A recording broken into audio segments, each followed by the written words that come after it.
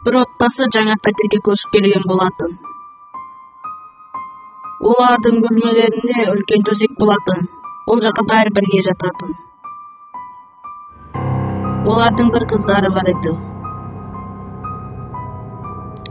Олардын кыздары төсектеринде ойнайтын, әрі ұйықтайтын.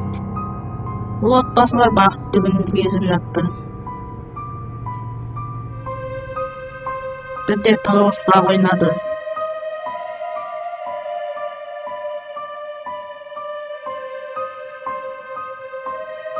Әрі көңілді мультфильмдер тамашалады. Әртүрлі ойындар ойнап, қызықты күндер өтіп жатты. Бұл пәтер олардың үйлеріндей болып кетті. Бірақ бір оқиға олардың мәңгі естерінде қалды.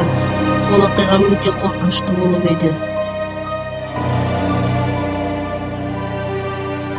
Bir gün әкесі ұйықтап жатып, қызының қорқыттырған даусын естіді.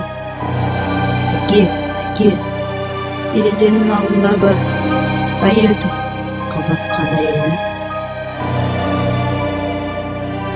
Міне қараңыз, терезенің алдында бір әйел тұр.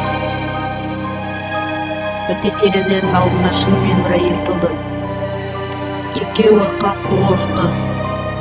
Ол әйелдің түрі өте қорқынышты еді.